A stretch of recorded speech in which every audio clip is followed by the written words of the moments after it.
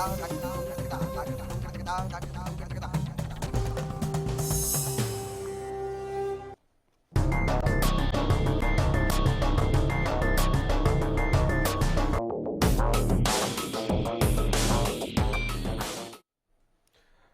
Special report में आपका स्वागत है। मैं हूं गौरव के पांडे। आज बात करेंगे प्रकाश सिंह के एक्शन में आने के बाद जो परिस्थितियां उत्पन्न हुई हैं उनकी बात करेंगे कि जिस तरह से हरियाणा में हलचल मची, हरियाणा सुलगता रहा, सूबे में खौफ का माहौल बना रहा और उस वक्त अधिकारियों का जो रवैया रहा, अब उसकी जांच कहां तक पहुंची है, कहां तक पहुंच सकती है और क्या अधिकारियों को झेलना पड़ रहा है जब वो लोगों के सामने पहुंच रहे हैं। तो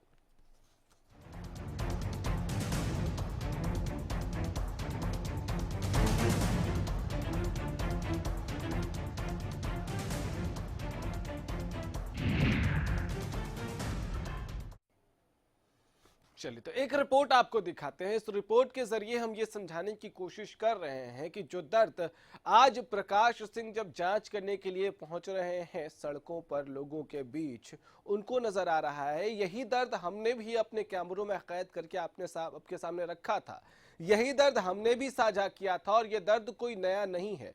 लेकिन अब ये दर्द जब जांच आयोग के सामने है तो अधिकारियों के लिए कितनी बड़ी मुसीबत आने वाले वक्त में यह समझने की कोशिश करेंगे।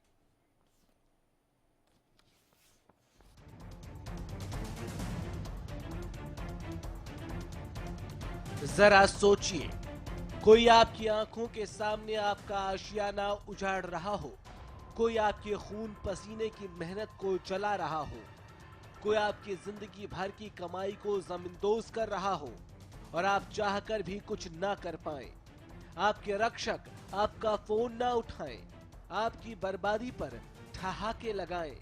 100 नंबर पे कॉल किया गया, कॉल को साइड में होल्ड रख दिया गया और हंसी मजाक की आवाजें आ रही हैं वहां से। जानबूझ के किया गया। पुलिस साथ में, ये दंगाई सामने चल रहे हैं, साथ में चल रहे हैं उपद्रवी, और पुलिस उनके पीछे पीछे चल रही है। वो उनके सामने खड़े होकर फूंक रहे हैं, उन्होंने एक डंडा तक नहीं उठाया। आपकी बर्बादी का लाइव तमाशा देखकर चुपचाप खड़े रहे तो आप कैसा महसूस करेंगे? ये शब्द सुनकर जिस दर्द के एहसास मात्र से आपकी रूह कांप रही होगी, उस दर्द को रोहतक के न जाने कितने ही लोगों ने झेला है। कभी वो दर्द मीडिया के सामने छलकता है तो कभी जांच कमेटी की टीम के सामने। ये आपकी जगह है? हाँ जी, अपनी। जैसे भीड़ आई जी, मिलिट्री की 4 गाड़ी खड़ी हुई थी, हमने कहा भाई हमारी दुकान ताला तोड़ने लग रहे हैं और ये नोला हमारे को कोई ऑर्डर नहीं दे रहा, हम कुछ नहीं कर सकते, जो मिलिट्री वालों ने कहा। उसके बाद ताला तोड़ा है, लूट के सामान लोड किया है, जब खाली कर दिए उसके बाद पेट्रोल ले रहे थे, डाल के आग लगा दी उन्होंने। जो आपकी आंखों के सामने ये सब कुछ हुआ? सब कुछ हुआ। कहा भाई मत जलाओ, वो मिलिट्री से रिक्वेस्ट किया, उन्होंने भी ये कहा भाई हमारे पास कोई ऑर्डर नहीं है, हम कुछ नहीं कर सकते। ये कितने लोग थे जिन्होंने ये सब कुछ किया? 2,500 आदमी था ये आसपास का, जो उस हाथ में रोड ले रखी थी, कोई फरसा लिया हुआ है, कोई लकड़ी के डंडे ले रहा, सब हथियारों से लैस थे। जो जाट आंदोलन के दौरान अधिकारियों की भूमिका की जांच के लिए गठित आयोग के सामने पीड़ितों का दर्द छलका। पीड़ितों ने कहा, लोग मरते रहे, अधिकारी नजारा देखते रहे, पुलिस सड़कों पर नहीं थाने में ताला लगाकर बैठी थी, एसपी और डीसी ने हमारा फोन तक रिसीव नहीं किया। हरियाणा सरकार ने पूर्व डीजीपी प्रकाश सिंह की अध्यक्षता में जांच कमेटी का गठन किया। शुक्रवार को टीम ने रोहतक के कई इलाकों में जांच की। आज भी टीम करेगी जांच। इससे पहले जब हरियाणा न्यूज की मैनेजिंग एडिटर नवजोत सिद्धू रोहतक में तबाही की रियलिटी जानने के लिए ग्राउंड जीरो पर पहुंची थी, उस दौरान भी पुलिस और प्रशासन की बेरुखी से लोग काफी खफा थे। किसी कोई अधिकारी कहीं पर कोई सुनने वाला नहीं था, सबके फोन सबके स्विच ऑफ थे। यानी जो प्रशासनिक लापरवाही की तस्वीरें सबसे पहले हरियाणा न्यूज ने आप तक पहुंचाई, अब वही तस्वीर जांच टीम के सामने भी आ रही है। ऐसे में सवाल उठना लाजमी है कि क्या लापरवाह अधिकारी होंगे बेनकाब? क्या प्रकाश सिंह करेंगे रोहतक के गुनहगारों का पर्दाफाश? क्या लापरवाह अधिकारियों पर होगी कार्रवाई? क्या रोहतक की बर्बादी के जिम्मेदार पुलिस और प्रशासनिक अधिकारी हैं? क्या पीड़ितों के आंसुओं का होगा हिसाब? प्रकाश सिंह के नेतृत्व वाली जांच कमेटी के सामने सवाल कई सारे हैं, लेकिन देखना यह होगा कि आखिर कितने सवालों का जवाब मिल पाता है। Bureau report, Haryana news. चलिए, तो सवालों का जवाब जांचने की, ढूंढने की कोशिश करते हैं। महेंद्र सिंह जी वरिष्ठ पत्रकार हैं, हमारे साथ स्टूडियो में मौजूद हैं। महेंद्र जी, स्वागत है आपका। आपके पास आऊंगा, उससे पहले जरा अपडेट ले लेते हैं। हर्षवर्धन हमारे संवाददाता रोहतक से हमारे साथ इस वक्त फोन लाइन पे हैं। हर्ष, कल क्या हुआ, जांच कमेटी ने क्या किया और लोगों ने क्या रिएक्ट किया, और आज क्या होना है? चलो, लगता है संपर्क टूट गया है। एक बार फिर से संपर्क साधने की कोशिश करेंगे। बहरहाल महेंद्र जी, जिस तरह से ये जांच कमेटी काम कर रही है, इस जांच कमेटी के सामने ही लोगों ने डीसी के खिलाफ अपना गुस्सा दिखाया कि अब क्या करने आए हैं। जब हम उस दिन फोन कर रहे थे, जब दंगा फैल रहा था, जब ये हो रहा था, सब कुछ हमारे घर चल रहे थे, तब तो आपने फोन तक नहीं उठाया था। अब क्या होने वाला है? देखो गौरव, समझने वाली बात यह है कि समस्या को अभी पहचाना ही नहीं गया है। बहुत सीधी सी बात है। अपनी बातचीत की शुरुआत में मैं एक बात क्लियर कर दूं, जो पूर्व डीजीपी प्रकाश सिंह जी की अध्यक्षता में जो एक कमेटी बनी है या आयोग है, और क्या ये दोनों में से जो भी चीज है, क्या उसको संवैधानिक दायरे में लाया गया है, सरकार ने अभी तक स्पष्ट नहीं किया गया है। प्रकाश सिंह की अध्यक्षता में जितने भी जांच आयोग और जांच कमेटियां जो बनी है, उन्होंने जो अपनी रिपोर्ट प्रस्तुत की है सरकार को, मुझे नहीं लगता कि उनकी तमाम रिपोर्टों पर कार्रवाई हुई है। समझ लीजिए पहले इसको। उन्होंने पुलिस में सुधार के बहुत सारे सुझाव दिए थे, उनको एक कमेटी का अध्यक्ष बनाया था। क्या पुलिस में आज तक सुधार हुए? नहीं हुए। आपको ये बता दूं कि आज से 4-5 महीने पहले केंद्रीय ग्रामीण मंत्री चौधरी वीरेंद्र सिंह जी गुड़गांव आए थे। उन्होंने पत्रकारों से हुई बातचीत में एक बात बहुत बारीकी से कही थी कि देश की आजादी के बाद अब समय आ गया है जब अधिकारियों की जो वर्क कल्चर है, जो काम करने का तरीका है, जो ढंग है, जो संस्कृति है, उसकी समीक्षा होनी चाहिए, उसमें सुधार लाना चाहिए। आज तक इस पर कोई काम नहीं हुआ है। यही वजह है कि अधिकारी बेलगाम हो जाते हैं, उनका अपने ऊपर भी कोई कंट्रोल नहीं होता, वो अपनी मन मर्जी से काम करना शुरू कर देते हैं। उनमें लोक लाज नाम की कोई चीज नहीं है, लोक कल्याण नाम की कोई चीज नहीं है। बहुत सीधी सी बात है। और सुन लीजिए, अब ये जो प्रकाश सिंह जी की अध्यक्षता में ये जो कमेटी बनी है, और जो आरक्षण के नाम पर जो प्रदेश में दंगा हुआ, बवाल हुआ, दुकानें लूटी, लोगों की हत्याएं हुई है, इससे पहले मैं एक बात कहूंगा कि भारतीय जनता पार्टी ने केंद्र में और हरियाणा में सरकार में आने से पहले ये कही थी, देखो इसको समझने की जरूरत है, किसानों की समस्याओं के समाधान के लिए जो स्वामीनाथन आयोग जो बना था और उसने जो अपनी रिपोर्ट दी थी, उस पर भारतीय जनता पार्टी ने यह कहा था कि अगर हम सत्ता में आते हैं तो हम इस आयोग की रिपोर्ट को हूबहू लागू करेंगे। भारतीय जनता पार्टी ने अभी तक वो रिपोर्ट लागू नहीं किया, बल्कि ये कहा है कि कुछ बिंदुओं पर उन पे दोबारा प्रकाश डालने की जरूरत है, समीक्षा करने की जरूरत है। तो हम ये कैसे मान लें कि ये जो प्रकाश सिंह की अध्यक्षता में जो ये जांच कमेटी बनी है और जो ये रिपोर्ट देगी, क्या उसको मान लिया जाएगा? सरकार ने भी ऐसा कुछ नहीं कहा है। सरकार ने सिर्फ ये कहा है कि जांच चल रही है। सरकार ने ये नहीं कहा है कि ये जो कमेटी जो भी जांच करके हमको देगी, उस जो रिपोर्ट देगी, उस रिपोर्ट पर हम कार्रवाई करेंगे, चाहे फिर सामने कोई भी अधिकारी हो। ठीक है। हमारे साथ प्रोफेसर वीरेंद्र सिंह चौहान, बीजेपी के प्रवक्ता हैं, फोन लाइन पे हैं। प्रोफेसर साहब, आपके पास आऊंगा, उससे पहले जरा हर्षवर्धन हमारे संवाददाता रोहतक से जुड़े हैं। हर्ष, कल जांच करने के लिए ये टीम पहुंची थी, क्या हुआ कल और आज क्या अपडेट है?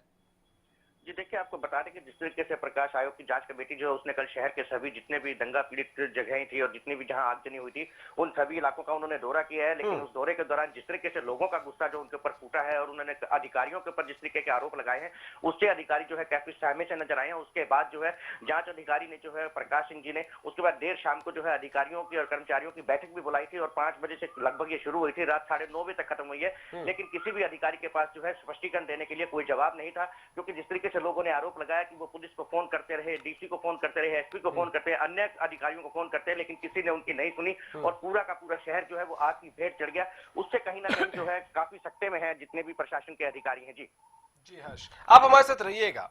प्रोफेसर वीरेंद्र सिंह चौहान हमारे साथ लाइन पे हैं। प्रोफेसर साहब, ये जो जांच कमेटी बनाई गई है, जांच आयोग जो बना है, उसके सामने ही लोग कह रहे हैं कि डीसी साहब आप क्या करने आए हैं, उस दिन तो आए नहीं जब हम आपको फोन करे थे। तो ये तय माने कि आने वाले वक्त में ऐसे अधिकारियों के खिलाफ बहुत सख्त कार्रवाई होने जा रही है। जो जांच कमेटी बनाई गई है जी, उसका मैंडेट, उसको जो कार्य सूची दी गई है वो यही है कि इस आंदोलन के दौरान या उपद्रव जो हुए उसके दौरान प्रशासनिक अधिकारियों की जहां कहीं चूक रही है वो उसकी जांच करे। ठीक है, वो काम शुरू हो गया है। हाँ, और जांच कमेटी की जो रिपोर्ट होगी उसके अनुरूप, उसके अनुसार, उसकी सिफारिश के अनुसार जो भी दोषी होगा उसको दंडित करेंगे। ये मुख्यमंत्री महोदय ने बहुत साफ साफ शब्दों में कहा है। ठीक है। मुझे एक सवाल का और जवाब दीजिए कि हमने कई लोगों के ये बयानात सुनाए जब हम ग्राउंड जीरो पर गए थे, हमारी टीम गई थी, तो कई लोग कह रहे हैं कि हमने फोन किया और फोन रिसीव करके पुलिस वालों ने साइड में रख दिया और हंसी मजाक कर रहे थे आपस में। कई लोगों ने ये कहा कि पुलिस की गाड़ियां जो है वो उपद्रवियों के साथ साथ चल रही थी लेकिन एक्शन नहीं ले रही थी। कई लोगों ने कहा कि आर्मी के लोग वहां खड़े थे लेकिन उन्होंने साफ कहा कि हम एक्शन लेने के लिए आदेश नहीं है, हम कुछ कर नहीं सकते हैं, हम सिर्फ देख सकते हैं। तो ये आदेश नहीं देने वालों के खिलाफ भी कार्रवाई होगी क्या? मैं फिर कह रहा हूँ सारे पक्षों की जांच होगी। सब लोगों को नंबर जारी करके, ईमेल एड्रेस जारी करके, तमाम तरह के जो प्रमाण हैं, एविडेंसेस हैं, शिकायतें हैं, वो देने के लिए सब नागरिकों को आमंत्रित किया गया। ठीक है, ये बढ़िया जांच कमेटी जा रही है, वो भी अपनी बात, उसके सामने भी लोग अपनी बात ठीक कह है, सकते ये हैं। बढ़िया बात कही आपने। मुझे एक बात और जब बताइए कि इन अधिकारियों को भी जो आदेश देंगे अधिकारी, उन अधिकारियों को भी आदेश देने के लिए ही सरकार होती है, लेकिन ये जो जांच हो रही है ये जांच तो कंसंट्रेटेड है अधिकारियों के लिए। अधिकारियों को अगर ऊपर से ही ऑर्डर नहीं मिले तो उसकी जांच कौन करेगा? आपकी सरकार की क्या रोल था, उसकी जांच कौन करेगा, ये बताइए। सरकार अपना काम बाकायदगी के साथ कर रही थी। कल मतलब आप ये कह रहे हैं कि आपकी सरकार मेरी बात पूरी नहीं करने दे रहे हैं। नहीं वीरेंद्र जी, आपने जो कहा मैं उसमें एक सवाल पूछ लूं, फिर आप पूरा कर लीजिएगा। हाँ। आपने कहा सरकार अपना काम कर रही थी, मतलब आप ये कहना चाह रहे हैं कि सरकार ने अधिकारियों को आदेश दिया कि आप ऑर्डर्स फॉलो करिए और इसको रोकिए, और अधिकारियों ने कह दिया कि मुख्यमंत्री होंगे हम आपकी बात नहीं मानेंगे, ये कहना चाह रहे हैं आप? आप पूरी सुनेंगे तो हाँ, आप बोलिए। जब किसी ऐसे मामले की जांच हो रही होती है, हाँ, तो यूं सतही निष्कर्ष नहीं निकाले जाते, भागते भागते निष्कर्ष नहीं निकाले जाते। ठीक। सरकार अपना काम कर रही थी, अधिकारी भी अपना काम कर रहे थे। इस निष्कर्ष पे पहुंच जाना कि हर अधिकारी अपनी ड्यूटी में कोताही बरत रहा था, ये भी गलत है। ठीक, ये बात निश्चित रूप से सामने आई है हाँ। कि कुछ अधिकारियों ने अपने दायित्व के निर्वहन में कोताही बरती। ठीक है, जहां बरती गई वो कोताही, जहां हाँ। चूक के प्रमाण सामने होंगे वहां उनको दंडित करेंगे। नहीं प्रोफेसर साहब, आप मेरे सवाल का जवाब नहीं दे रहे हैं। मैं सवाल ये पूछ रहा हूं कि आप इसकी जांच करवा रहे हैं, सरकार इसकी जांच करवा रही है कि कौन कौन से अधिकारी थे जिन्होंने अपने कानों में रुई ठूस ली थी और वो उस दिन उतने एक्टिव नहीं थे, उतना एक्शन में नहीं थे जितना उनको होना चाहिए। लेकिन अधिकारियों को भी आदेश तो ऊपर से मिलते हैं, सरकार ऑर्डर करती है, सरकार का मंत्रिमंडल होता है, सीएम होता है। मैं फिर दोहरा दूं, हाँ, मैंने उत्तर दिया, मैं फिर दोहराना चाहता हूं। सरकार प्रतिपल सारी स्थिति पर नजर भी रखे हुए थी, आवश्यक निर्देश भी दे रही थी। ठीक है, लेकिन जो भी स्थिति बनी, हाँ, उसमें कहां फिर भी चूक रह गई। ठीक है, मतलब अपनी सरकार को तो आपने क्लीन चिट दे ही दिया, उसको तो जांच के कटघरे में ला ही नहीं रहे हैं आप सुनिए मेरी बात। हाँ, ये जो अधिकारी हैं, ये जो अमला है, ये सरकार नहीं है क्या? हाँ, राजनीतिक सिर्फ अधिकारियों को क्यों जांच में ला रहे हैं फिर? आप सुनिए तो सही जी। अधिकारी स्थायी सरकार होते हैं। हाँ, जो निर्वाचित जनप्रतिनिधि हैं, हाँ, वो अपना काम निरंतरता के साथ कर रहे थे। सरकार तो अपना उनको काम कर रही थी, इम्यूनिटी उसमें क्यों दे रहे हैं अगर सर? सवाल ये, चलिए आपके पास आऊंगा। हमारे साथ होशियारी लाल शर्मा जी कांग्रेस से जुड़े हुए हैं। होशियारी लाल जी, मुझे एक बात बताइए, ये कह रहे हैं हम जांच करवा रहे हैं, अधिकारियों ने क्या काम नहीं किया वो जांच करवा ले, लेकिन अधिकारियों को आदेश तो ऊपर से मिलता है, सरकार की तरफ से मिलता है, वहां से आदेश आए या नहीं आए, इसकी इम्यूनिटी क्यों दे रहे हैं? जांच ही नहीं होगी उसकी तो। हमारे एक बागड़ी में कहावत है जी भी नानी गलत काम करे उसका 2 साल दंड भुगते। हाँ भी नानी के गलत काम करे 2 साल जो है दंड भुगते। हाँ। सेम बीजेपी पे ये कहावत लागू होती है। हाँ। ये अधिकारियों को ले रहे हैं। भी सरकार क्या कर रही थी, मुख्यमंत्री क्या कर रहा था, उसके मंत्री क्या कर रहे थे, हाँ। वो आदेश कौन देगा उनको? और प्रोफेसर वीरेंद्र क्या कर रहे थे उसकी भी जांच कौन देगा? सरकार हाँ। चलाने वाले ये थे, आदेश हाँ। इनको देने थे। मिट्टी बुला रखी थी, पैराशूट बुला रखा था, ये क्या करे थे? ठीक है। होशियारी लाल जी आपके पास आऊंगा दोबारा, होशियारी लाल जी आपके पास दोबारा आऊंगा। महेंद्र जी हैं स्टूडियो में। महेंद्र जी, आप कुछ सवाल पूछना चाह रहे थे। प्रोफेसर वीरेंद्र जी आप पूछिए है वो फोन लाइन पर? आप पूछिए। मेरा प्रोफेसर वीरेंद्र सिंह जी से सवाल है कि वित्त मंत्री कैप्टन अभिमन्यु जी एक स्टेटमेंट बार बार दे रहे हैं कि राजनीतिक शक्तियों ने अपना काम किया, उन्होंने साजिश की, और ये साजिश सरकार के अंदर भी थी और साजिश सरकार के बाहर भी थी। मेरा प्रोफेसर वीरेंद्र सिंह जी से यह सवाल है कि सरकार के अंदर जो साजिश थी, क्या उसकी भी जांच होगी? साजिशकर्ता सामने आएंगे? क्या उसके लिए कोई कमेटी बनाई है? जवाब मैं उत्तर दे दूं। हाँ। पहली बात तो होशियारी लाल जी को उत्तर देना चाहता हूँ। नहीं, आप मेरा सवाल का दीजिए पहले। नहीं, मैं ले आपके लेते सवाल हैं। का भी हाँ, उत्तर हाँ, दूंगा। दे दीजिए, जवाब दे दीजिए। उनके सबके उत्तर देने का मेरा अधिकार है। ठीक है, जवाब दे दीजिए। होशियारी लाल जी कह रहे हैं कि भाजपा नानी है इस आंदोलन की और अधिकारियों पे दोष डाला जा रहा है। हाँ। होशियारी लाल जी, पूरे हरियाणा ने, पूरे देश ने देखा, एक चीज सबके सामने आई है कि आंदोलन के नाते सरकार को अस्थिर करने के काम में जो नानी लगी हुई थी, वो नानी तो कांग्रेस थी। पूर्व मुख्यमंत्री के राजनीतिक सलाहकार फोन कर करके आपके सिरसा में क्यों शांति है, हिसार में क्यों शांति सर, है? वैसी कई नानियों को बेनकाब एक और स्ट्रिंग में किया गया था, वो सरकार में थे। चलिए एक छोटा सा ब्रेक लेना पड़ेगा, माफी चाहूंगा। ब्रेक, आप बने रहिए सर, एक छोटा सा ब्रेक लेंगे। ब्रेक के उस पर आपके जवाब पे जरूर आऊंगा। जानना चाहती है जनता, सुनना चाहती है जनता कि आपके पास क्या जवाब है।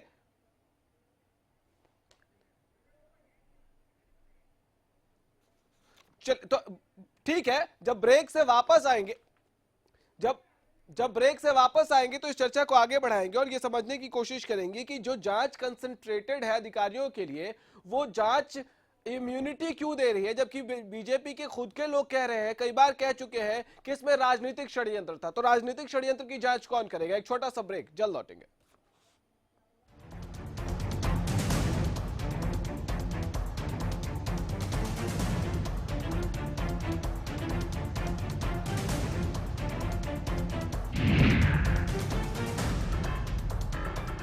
ज्यादातर किसानों ने सरताज जिप्सम को अपनाया। हर बार मेरी जीरी थले डिग जाती सी, ਜਾਂ ਕੋਈ ਬਿਮਾਰੀ ਲੱਗ ਜਾਂਦੀ ਸੀ। ਖਾਦਾਂ ਦਵਾਈਆਂ ਬਹੁਤ ਜ਼ਿਆਦੀਆਂ ਮਾਰਦੇ ਸੀ, ਪਰ ਇਸ ਸਾਲ ਮੈਂ ਸਰਤਾਜ ਜਿਪਸਮ ਦਾ ਪ੍ਰਯੋਗ ਕੀਤਾ ਹੈ ਤੇ ਮੇਰੀ ਫਸਲ ਬਹੁਤ ਹੀ ਸੋਹਣੀ, ਜੋ ਕਿ ਤੁਹਾਡੇ ਸਾਹਮਣੇ ਦਿਖਾਈ ਦੇ ਰਹੀ ਹੈ। ਇਹਦਾ ਰਿਜ਼ਲਟ ਮੈਨੂੰ ਬਹੁਤ ਹੀ ਸੋਹਣਾ ਮਿਲਿਆ। सरताज जिप्सम नेचुरल इंपोर्टेड सल्फर व कैल्शियम से युक्त। खूबसूरत मखमली गुदगुदाता एहसास होगा, शीतल हो कोमल हो कुदरती एहसास होगा, a beating force in style। सरकारी नौकरी मिलती नहीं या आप लेते नहीं, बेरोजगार रहने के 2 कारण हैं। या तो आप कोशिश नहीं कर रहे या आपकी दिशा गलत है। सरकारी नौकरी कैसे पाई जा सकती है, देखिए हमारा खास कार्यक्रम कैसे पाएं सरकारी नौकरी, हर रोज दोपहर 2:30 बजे।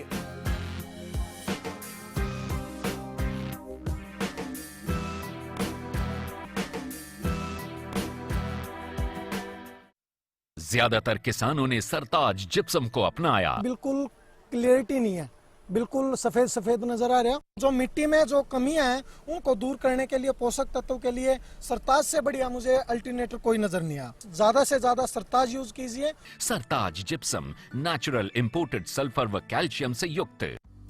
The wait for global education in Sirsa is finally over.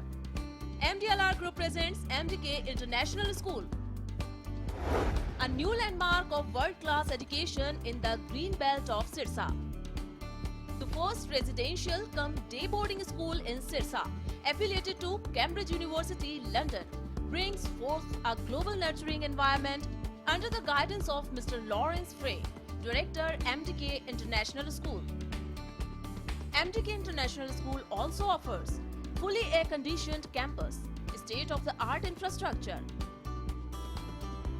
well-stocked library, and a spacious cafeteria serving hygienic fresh meals. The world-class sports and well-being facilities ensures the all-round development of your child at MDK International School. Visit our campus near Tarkeshwaram Dham at Rania Road, Sirsa. For details, call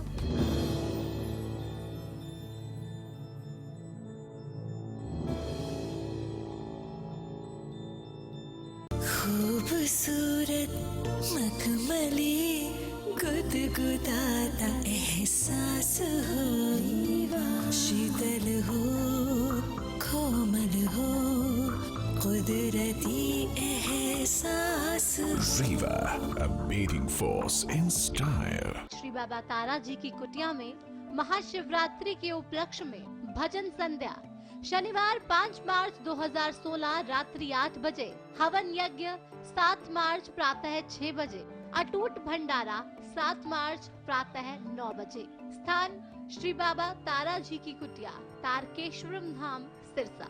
पूर्व गृह राज्य मंत्री गोपाल कांडा ज्योत प्रज्वलित करेंगे। कार्यक्रम में भजन संध्या के लिए लखविंदर वडाली और कंवर गरेवाल पहुंच रहे हैं। श्री बाबा तारा जी चैरिटेबल ट्रस्ट के मुख्य सेवक हैं गोविंद कांडा।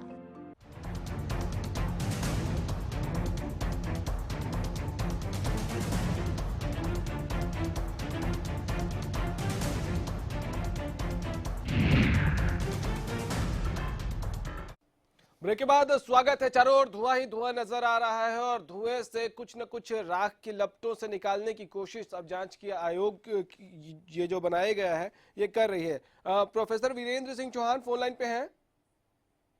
प्रोफेसर साहब जी हाँ चलिए जवाब अब पूरा कर लीजिए। ब्रेक पर जाने से पहले सवाल पूछा था आपसे। मैंने ये कहा कि एक तो जो भारतीय जनता पार्टी को दोष देने का प्रयास कांग्रेस कर रही है जी, कांग्रेस को अपने भीतर झांकना चाहिए। कांग्रेस के नेता न केवल खुद लोगों को फोन करके कह रहे थे कि वहां ये नहीं हो रहा, वहां ये नहीं हो रहा, साथ में वो इंडियन नेशनल लोकदल के लोगों को उनका संवाद साहब उनसे बात कर रहे थे कि उनको भी कहो कि करें। तो राजनीतिक साजिश इसी को कहते हैं साहब। ठीक है, जांच हो रही है। अब महेंद्र जी के सवाल का जवाब दे दीजिए। जी, महेंद्र सिंह जी ने भी एक सवाल पूछा था, उसका भी जवाब दे दीजिए। मैं चाहूंगा कि वो एक वाक्य में अगर अपना प्रश्न दोहरा दें। एक बार महेंद्र जी फिर से सवाल दोहरा दीजिए। प्रोफेसर वीरेंद्र जी, मेरा ये सवाल है कि प्रदेश के वित्त मंत्री कैप्टन अभिमन्यु जी ने ये कहा था कि सरकार को अस्थिर करने की राजनीतिक शक्तियां काम कर रही थी, साजिश हो रही थी, और ये साजिशकर्ता सरकार के अंदर भी थे। मेरा सवाल ये है कि सरकार के अंदर अगर साजिशकर्ता थे तो उनकी जांच कौन करेगा और क्या वो साजिशकर्ता सामने सरकार लाएगी? ठीक है, देखिए जब जांच शुरू होती और ये जांच कौन कर रहा है, सबसे बड़ा सवाल ये है। हाँ बोलिए।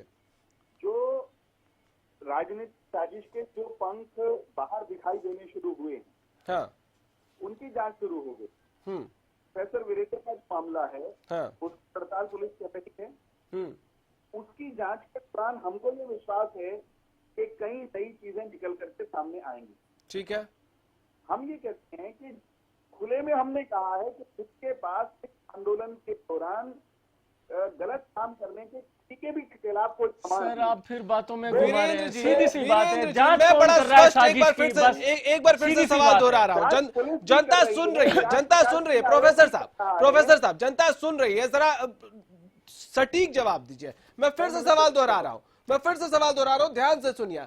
आपकी पार्टी के कई अलग अलग नेताओं ने अलग अलग जगहों पर पब्लिक प्लेटफॉर्म पर यह बात कही कि राजनीतिक षड्यंत्र हो रहा था सरकार को स्थिर करने की। आपकी पार्टी के नेताओं ने यह भी कहा कि पार्टी के कुछ लोग भी शामिल थे इसमें। कौन जांच कर रहा है इसकी? मैं फिर कह रहा हूँ, हाँ, राजनीतिक तौर पे सरकार को अस्थिर करने में निश्चित तौर पर विपक्ष लगा हुआ था। विपक्ष नहीं, आपकी पार्टी के लोग भी लगे थे, ये आपकी पार्टी के लोग कह रहे हैं। जवाब नहीं है। मुकदमों की जांच कर रहे हैं। कौन करेगा? आप ही होगा, सुनिए तो सही। हाँ, आप हंसी किए जा रहे हैं, सुनते नहीं है। हाँ, दर्जनों की संख्या में मामले दर्ज हुए हैं विभिन्न घटनाओं के मामले में। अरे उनकी तहकीकात नहीं, और कोई- पड़ताल ये के नहीं है। दौरान ये सामने आएगा कि कौन कहां पर लिंक था, कौन किस कहने पर क्या कर रहा मतलब था, डायरेक्ट किस डायरेक्ट पर कोई हो रहा जांच था। नहीं होगी। साहब जांच साफ का बोलिए इंतजार ना, कर लीजिए साहब साहब। साफ बोलिए ना, क्योंकि सफेद लिबास पहन के नेता आते हैं इसलिए उनके सफेद दामन पर दाग न लगे। इम्यूनिटी साफ दे दी है आपकी सरकार ने। आपकी सरकार के ये नेता आपका कह तो रहे दृष्टिकोण हैं, होगा, ये एक आप मिनट, सोच रहे कह हैं। तो रहे हैं हम- आपकी पार्टी के नेता कि आपके अपने लोग शामिल थे, लेकिन आप जांच नहीं करवाएंगे क्योंकि बेपर्दा आप खुद हो जाएंगे। चलिए, बहुत शुक्रिया आपका होशियारी लाल शर्मा जी, आपका भी बहुत शुक्रिया। महेंद्र जी, एक आखिरी कमेंट चाहूंगा, 10 सेकंड है आपके पास। क्या सरकार के पास इसके अलावा कोई ऑप्शन नहीं है? क्योंकि अगर इसकी जांच करवाई तो सरकार के खुद टुकड़े टुकड़े हो जाएंगे, बीजेपी हरियाणा के टुकड़े टुकड़े हो जाएंगे।